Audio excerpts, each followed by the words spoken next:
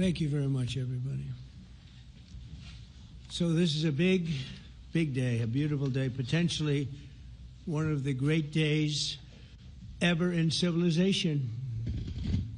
Things that have been going on for hundreds of years and thousands of years. We're going to, at least we're at a minimum very, very close, and I think we're beyond very close. And I want to thank Bibi for really getting in there and doing a job. We've worked well together, as we have with many other countries, both of us, with many other countries, which is the only way this whole situation gets solved. And I'm not just talking about Gaza. Gaza is one thing, but we're talking about much beyond Gaza. The whole deal, everything getting solved. It's called peace in the Middle East. So today is a historic day for peace, and Prime Minister Netanyahu and I have just concluded an important meeting on many vital issues, including Iran, trade, the expansion of the Abraham Accords, and most importantly, we discussed how to end the war in Gaza, but it's just a part of the bigger picture, which is peace in the Middle East. And let's call it eternal peace in the Middle East. So this is far more than anybody expected, but the level of support that I've had from the nations in the Middle East and surrounding Israel and neighbors of Israel has been incredible, incredible. Every single one of them. This afternoon, after extensive consultation with our friends and partners throughout the region, I'm formally releasing our principles for peace, which people have really liked, I must say. And these are done not just routinely done, these are done with total consideration and working with the nations that we're talking about. All of these nations have made contributions to those suggestions.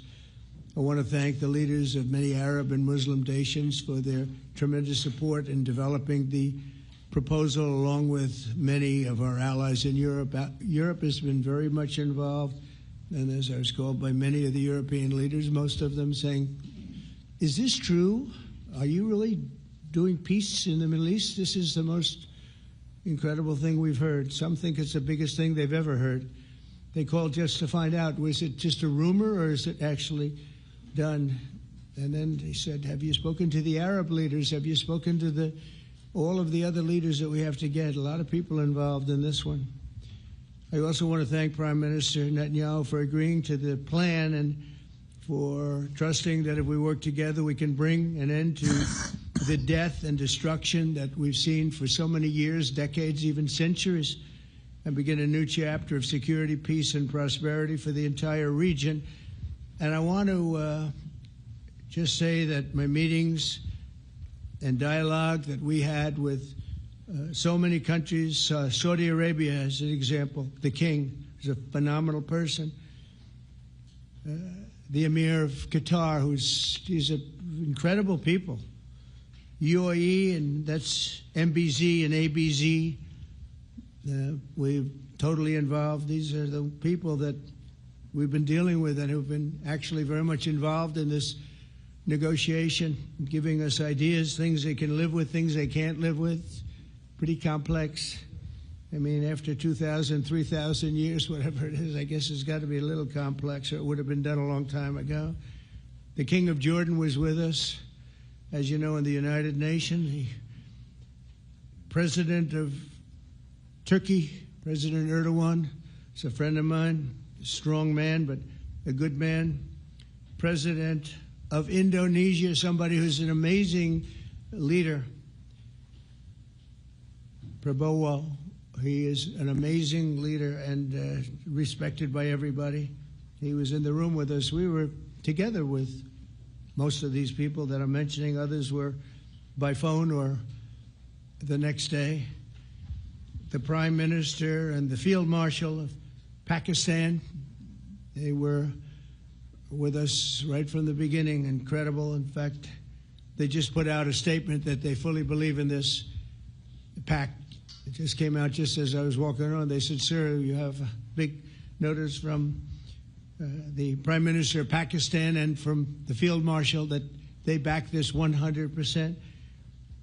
President El-Sisi of Egypt, who's terrific. And these are people I've gotten to know over the years. I mean, I would say it started around 2015 and then went into 2016 when the presidency officially began. But I've known him actually for a long time, and there are many cases really great men. I can't say in all cases, but I will tell you in many cases they're great men and some great women too. They tend to be mostly men, however, I will say that.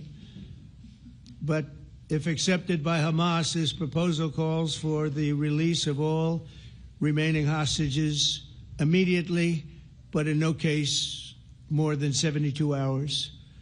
So the hostages are coming back, and I hate even saying this from the standpoint, doesn't sound right, but it is so important to the parents. The bodies of the young men, I believe in almost all cases, the young men are coming back immediately. I met with parents. The parents felt as strongly about getting the body of their dead boy back as they did as though the boy were alive and well. It's so important to them. And it means the immediate end to the war itself, not just Gaza. It's the war itself. Under the plan, Arab and Muslim countries have committed, and in writing in many cases, but I actually would take their word for it. The people I mentioned, I'd take their word for it, to demilitarize Gaza, and that's quickly. Decommission the military capabilities of Hamas and all other terror organizations. Do that immediately. And we're relying on the countries that I named and others to deal with Hamas.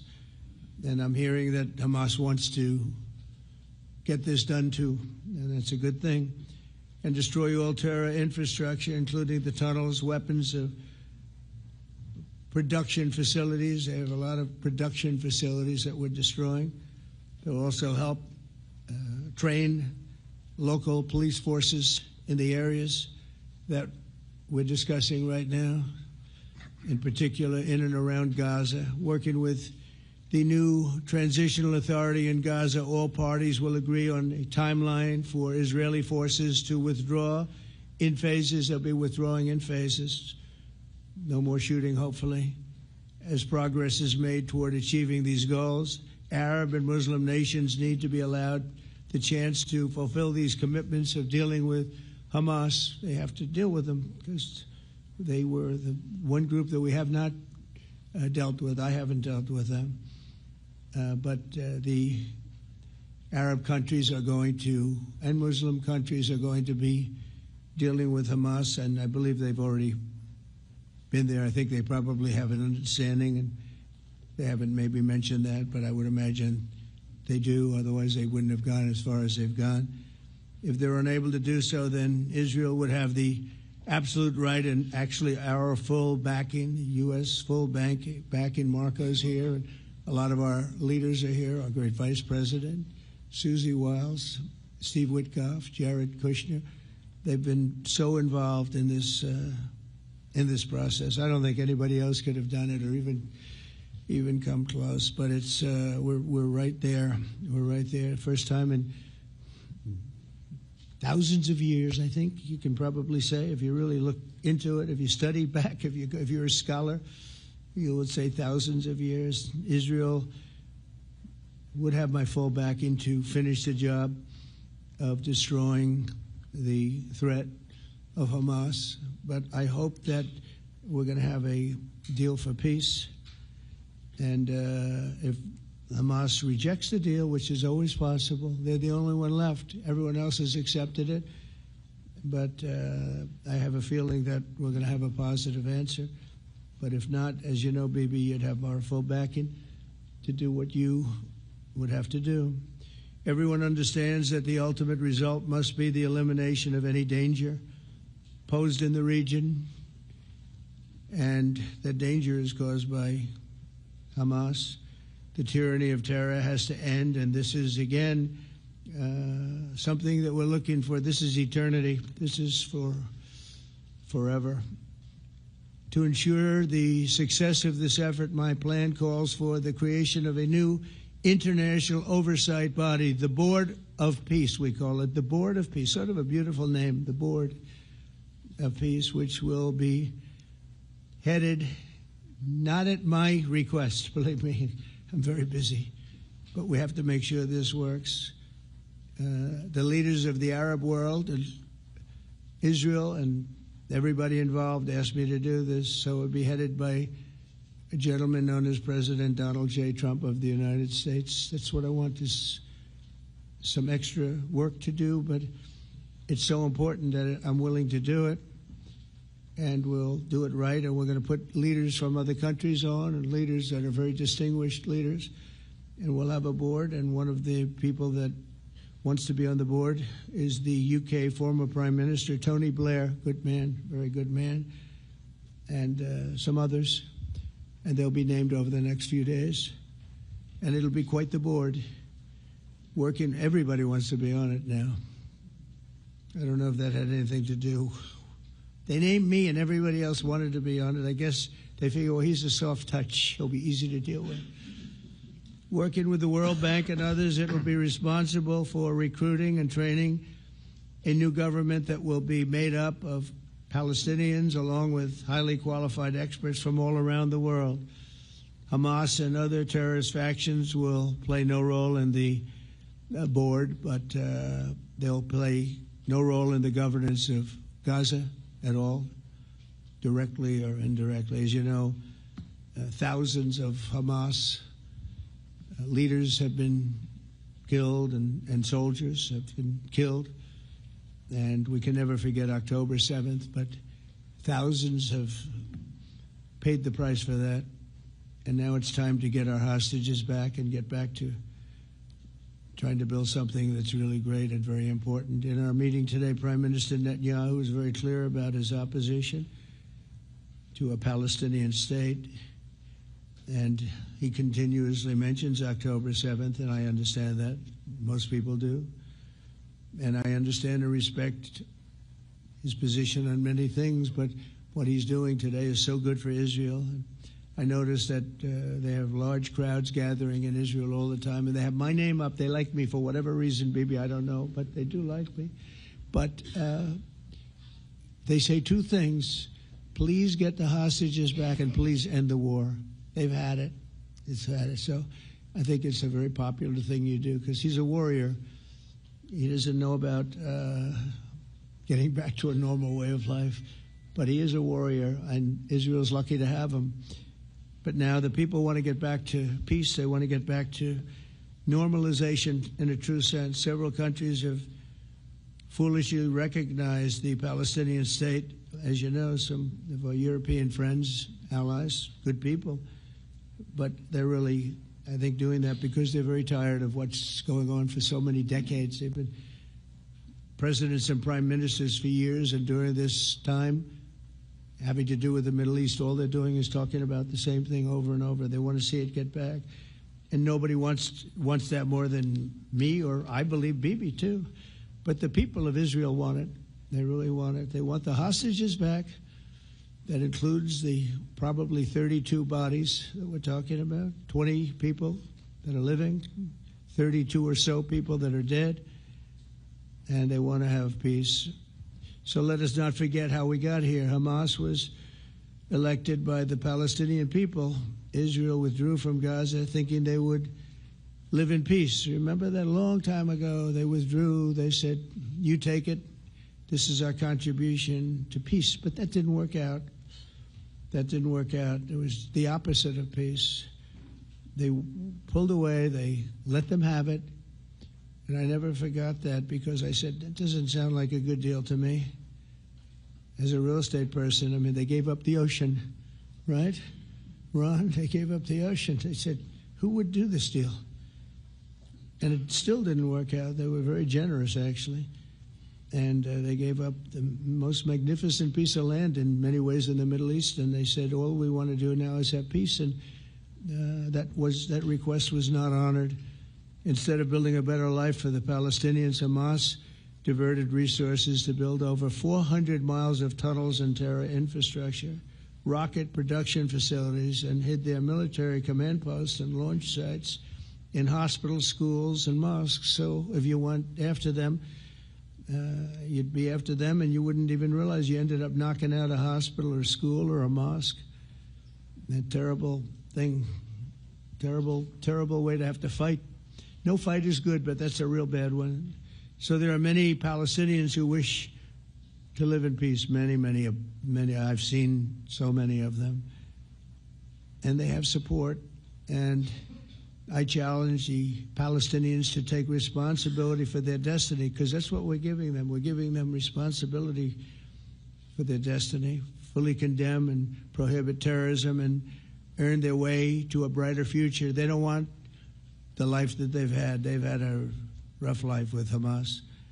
If the Palestinian Authority does not complete the reforms that I laid out in my vision for peace in 2020, they'll have only themselves to blame. We're giving them an amazing footprint, and they have amazing support from the leaders of the Arab world and the Muslim world, the great leaders. These are great leaders. These are unbelievable leaders that have built great countries and very wealthy countries. What the future holds for the Palestinians, no one really knows, but the plan that we put forward today is focused on ending the war immediately, getting all of our hostages back, getting everything back. Hard to believe when you even say it, and creating conditions for durable Israeli security and Palestinian success. Israeli security is going to be involved. We're going to help you. We'll be there with you in terms of helping with security. We want to make sure it works. We just want to make sure it works. There shouldn't be a shot fired. Now, there will be, I guess, because that's the way it seems to be, but there shouldn't have to be within a few days. There shouldn't have to be a shot fired. Maybe for eternity. Wouldn't that be nice? I hope it's true. I can tell you the leadership of that region feels that there's a good chance of it being true. So this will lead to this agreement that we're talking about will lead to a sustainable, long-term peace. No president in history has been a greater friend of the state of Israel than I have, in addition to negotiating the Abraham Accords. I like to say it that way because the real people, that's what they call Abraham. I would say Abraham, but it's so much nicer when you say Abraham. So much more elegant.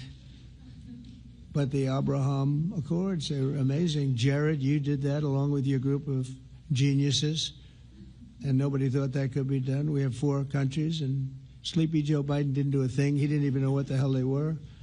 He should have had them filled up. But I think this will also lead to packing them. And who knows, maybe even Iran can get in there. I hope, we hope we're going to be able to get along with Iran. I think they're going to be open to it. I really believe that.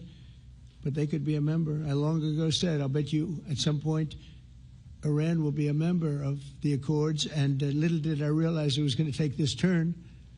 That was some turn we did with the B-2s. But I think they might very well be there because it's a great thing for them economically. I recognize the eternal capital of Israel. I opened the American embassy in Jerusalem. That was something that everyone said would never be done, could never be done.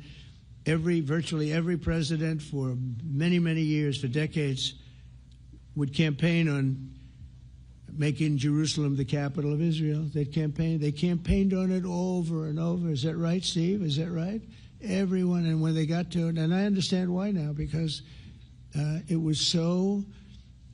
When I got to office, I campaigned on it too. I said, we're going to make it. And then I'd get calls from the leaders of various countries saying, please don't do it, please don't do it. It'll end the whole world, please don't do it. And finally, I just didn't say anything, and I did it. People were calling me before I did it because they heard I was going to do it, and leaders of countries were calling me, and I think it was on a Thursday that I did it, and they'd call me Monday, Tuesday, Wednesday, 3-4 times a day, and I said, tell them I'll call them back on Friday.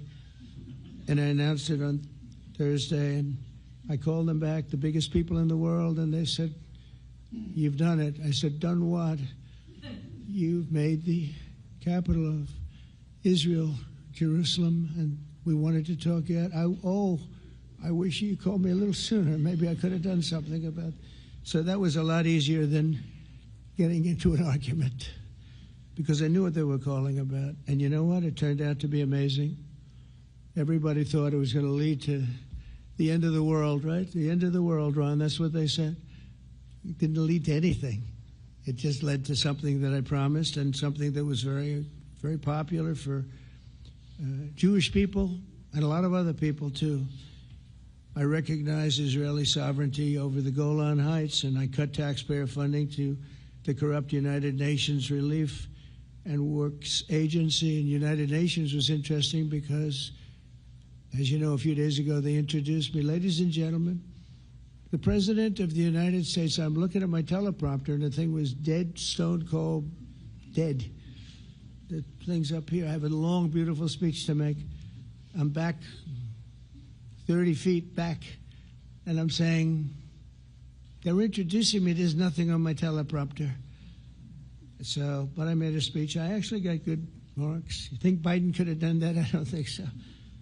I don't think he could have done that. I don't think too many people could have done it. But actually, it was actually more of a speech from my heart, if you want to know the truth. I think it was maybe better in certain ways because it was from the heart. It has to be from the heart. Otherwise, you're in big trouble. But I cut taxpayer funding for that very corrupt United Nations Relief and Works Agency, and nobody thought that would be done, and withdrew from the horrible Iran nuclear deal that was imposed upon Israel by Barack Hussein Obama and Biden. And I don't think Biden knew anything about it, though. I don't think he knows anything about it now, actually, if you ask him. You say, what is that? And we obliterated Iran's nuclear enrichment capacity, making it impossible for them to have a nuclear weapon, which they would have had probably in about 2 months from that. But I've never asked Israel to compromise its security, but we had big, strong talk. Nobody's been better to Israel. No president's been better to Israel than Donald Trump. But we had a long, strong talk, Bibi and I, and he understands it's time. It's time. History has shown. And the people of Israel want it. And the people of the Middle East want it. The people of enemies of Israel want it. But they don't have really too many enemies right now. And you know what? Many countries have gained great respect for Israel, for the way they fight, for the job they do, including me. I had respect anyway, but they gained respect.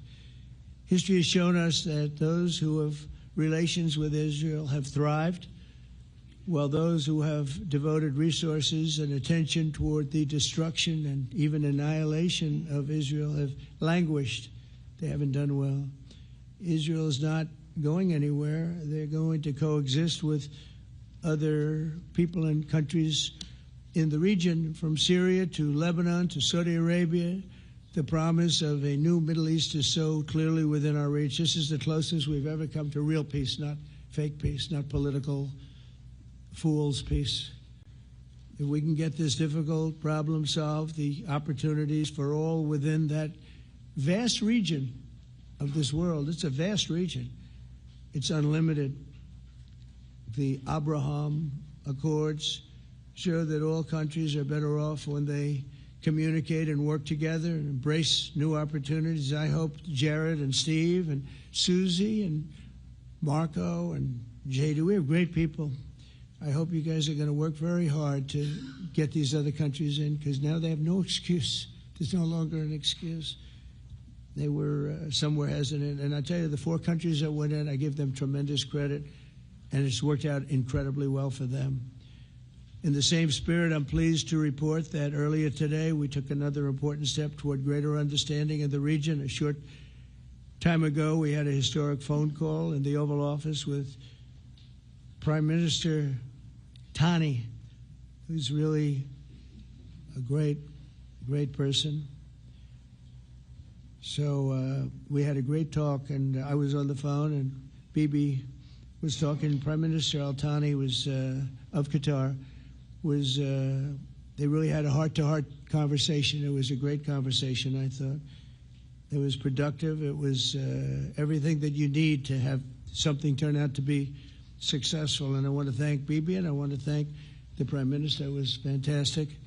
We agreed to launch a formal trilateral mechanism between Israel, Qatar, and the United States to begin a dialogue to enhance mutual security, correct misperceptions, and avoid future misgivings. And I want to thank Qatar, its leadership, and the Emir.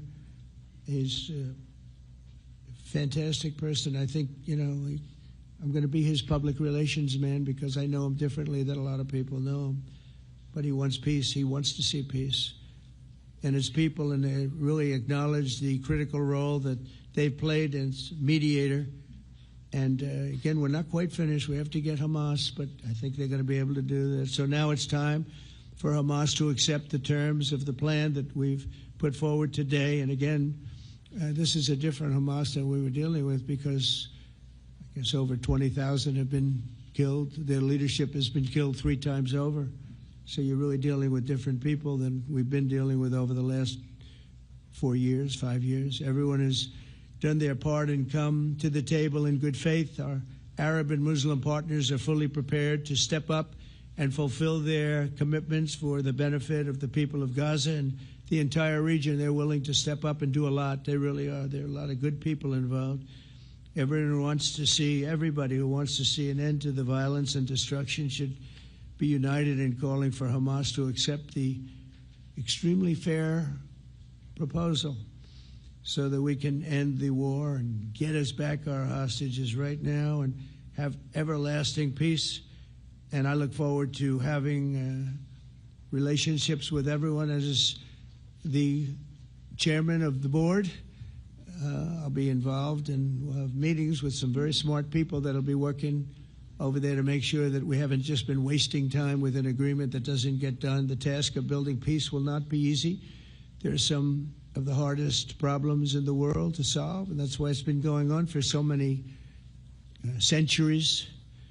But too many lives are at stake not to try, and this was more than a try. I mean, I think this is something that gets done when you have virtually every country, and these are powerful, powerful countries that have a lot of money, and the money can make things happen. A lot of countries try, and they don't have any money. These are very rich countries that can make things happen. So together we'll forge a much safer and more hopeful future for everybody, including Israel. And I want to thank Prime Minister Netanyahu for his partnership. And I want to thank all of the leaders, the kings and the emirs and the presidents and prime ministers, people I mentioned. And they've been absolutely fantastic to work with. And it's just happened very quickly. It's happened from a couple of weeks before I had a couple of meetings, but a couple of weeks before we went to the United Nations, and we had some incredible meetings. It all came to place. It all took place, and everybody wanted to be a part of it. I don't have anybody that's saying we don't want anything to do with it. It's just the opposite.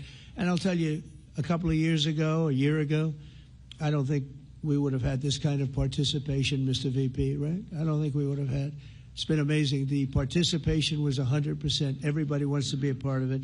And everybody, those very strong countries, everybody wants it to work. So, Bibi, congratulations on this. I think this will be your crowning achievement, frankly. If this all works out, we think it will. It's going to be your crowning achievement. And I want to thank you very much for being here. Thank you. Please. Thank you. Thank you. Mr. President, first I want to thank you for graciously hosting me once again in the White House. And second, I want to thank you for your friendship and for your leadership. From Jerusalem to Tehran, from the Golan Heights to Gaza, you've proven time and again what I've said many times. You are the greatest friend that Israel has ever had in the White House. And Mr. President, you and I both know it's not even close. While you focus at home on making America great again, your leadership abroad is changing the world for the better, ending wars and advancing peace. I believe that today we're taking a critical step towards both ending the war in Gaza and setting the stage for dramatically advancing peace in the Middle East, and I think beyond the Middle East. important Muslim countries.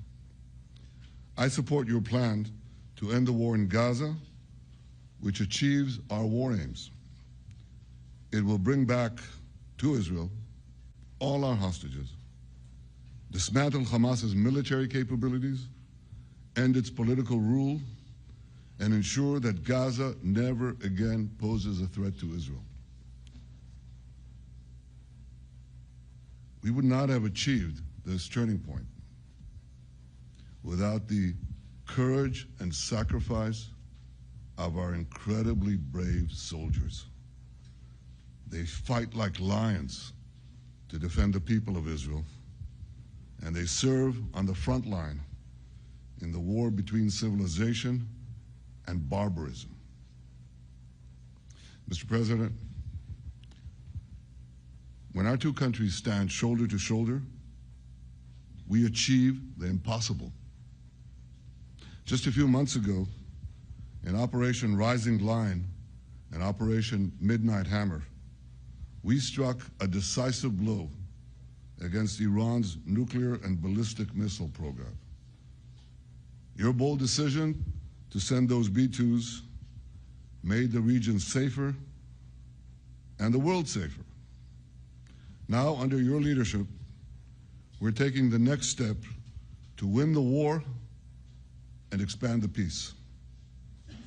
Your plan is consistent with the 5 principles my government set for the end of the war and the day after Hamas. Everybody asks, what is your plan for the day after Hamas? Here's our plan. Passed it in the cabinet. All our hostages, both those who are alive and those who died, all of them will return home immediately. Hamas will be disarmed. Gaza will be demilitarized. Israel will retain security responsibility, including a security perimeter for the foreseeable future. And lastly, Gaza will have a peaceful civilian administration that is run neither by Hamas nor by the Palestinian Authority. If Hamas agrees to your plan, Mr. President, the first step will be a modest withdrawal, followed by the release of all our hostages within 72 hours. The next step will be the establishment of an international body charged with fully disarming Hamas and demilitarizing Gaza. I appreciate your willingness to lead the body, Mr. President. I really appreciate it because you have a lot of things to do, and this is important. And it reflects the confidence that this will give everyone, that things will be followed up on all the commitments made. The fact that you're taking this on, I think, helps a lot to make sure that everything flows in the direction that we want. Now, if this international body succeeds, we will have permanently ended the war. Israel will conduct further withdrawals linked to the extent of disarmament and demilitarization, but will remain in the security perimeter for the foreseeable future. I think we should understand that we're giving everybody a chance to have this done peacefully, something that will achieve all our war objectives without any further bloodshed. But if Hamas rejects your plan, Mr. President, or if they supposedly accept it and then basically do everything to counter it, then Israel will finish the job by itself. This can be done the easy way, or it can be done the hard way, but it will be done. We prefer the easy way, but it has to be done. All these goals must be achieved because we didn't fight this horrible fight, sacrifice the finest of our young men to have Hamas stay in Gaza and threaten us again and again and again with these horrific massacres. Mr. President, I was encouraged by your clear statement at the UN against the recognition of a Palestinian state. That would be an outcome that, after October 7th, would reward terrorism, undermine security, and endanger Israel's very existence. As for the Palestinian Authority, I appreciate your firm position that the PA could have no role whatsoever in Gaza without undergoing a radical and genuine transformation. In your 2020 peace plan, which you mentioned just now, you made clear what that transformation requires. It's not lip service. It's not checking a box. It's a fundamental, genuine, and enduring transformation. And that means ending pay to slay, changing the poisonous textbooks that teach hatred to Jews, to Palestinian children, stopping incitement in the media, ending lawfare against Israel at the ICC, the ICJ, recognizing the Jewish state, and many, many other reforms. It won't come as a surprise to you that the vast majority of Israelis have no faith that the PA leopard will change its spots. But rather than wait for this miraculous transformation, your plan provides a practical and realistic path forward for Gaza in the coming years, in which Gaza will be administered neither by Hamas nor the Palestinian Authority, but by those committed to a genuine peace with Israel. I think this can be not only a new beginning for Gaza, I think it can be a new beginning for the entire region. Under your leadership, we can re-energize, well, I've got to contribute my own, we can re-energize the Abraham Accords. That's what it's called in the original Hebrew, Abraham. Abraham is fine, Abraham, however you want to call it. Under your leadership, Mr. President, we can re-energize the Abraham Accords that we forged 5 years ago. We can expand them to many more Arab and Muslim nations that choose moderation over extremism. I think there's an opportunity here. It's not going to be easy. It's tough going. But I think if we succeed, you're absolutely right. We're going to open possibilities that nobody even dreamed of. But I think we dream of them. As you've told me, Mr. President, and you've told the world many, many times, you said, remember October 7th. Remember October 7th. And we do. We will never forget the horrors of October 7th, and we will do whatever is necessary to make sure they don't happen again. Since October 7th, Israel's enemies have learned a hard truth.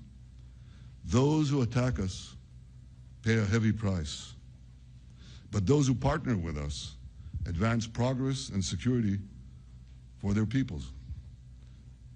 President Trump just said it. It's also in the Bible. It says, those who will bless you will be blessed, and those who will curse you will be cursed. And that's actually what is happening. We want the blessings. I think we've done a lot in the past 2 years to end the curse. We're not finished, but we've done a lot. And we've done a lot together to end the curse. I want to thank your entire team for their efforts to get to this point. I especially want to thank Steve Witkoff and Jared Kushner for their indefatigable work to bring Israel and Arab states in the region closer together. I am deeply grateful to both of them for their work. We had a phone call today just to make it clear. I said to the Prime Minister of Qatar, Israel was targeting terrorists, wasn't targeting Qatar. And of course, we regretted the loss of the Qatari citizen, wasn't our target. And I very much appreciate President Trump's proposal to have a trilateral body, the United States, Israel, and Qatar, to work out respective grievances. There are quite a few. But if we could try to mitigate them or put it on a different footing, I think that would be good for everyone. Above all the people, the fine team, and many helpers who've done this, I want to thank you, Mr. President. History has already shown that under your leadership, Israel and America can change the face of the Middle East. And today I'm hopeful that your plan to end the war in Gaza will do so again and do so soon. It will free our hostages, end Hamas's tyranny in Gaza, and enable a more secure and prosperous future for the peoples of our region. Thank you, Mr. President. May God bless America. May God bless Israel. May God bless the indispensable alliance between our countries. And may I add, in Hebrew, G'mal Chatima Tova, may we all be inscribed in the book of life. Thank you. Thank you very much, Bibi. So I think while we wait for these documents to be signed and get everybody in line, I think it maybe is not really appropriate to take questions. I'm meeting with, as you know, a couple of Democrats in a little while about the country, about keeping our country open. They're going to have to do some things because their ideas are not very good ones. They're very bad for our country. So we'll see how that works out.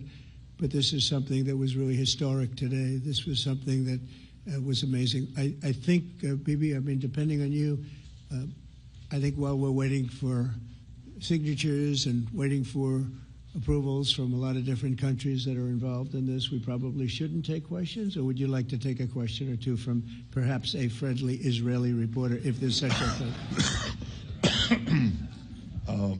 That's a very, very tough proposition. But I would think, Mr. President, that I would go by your instinct that this is, we'll have enough time for questions. Let's settle the issue first, I think. No. Thank you very much, everybody. Thank you.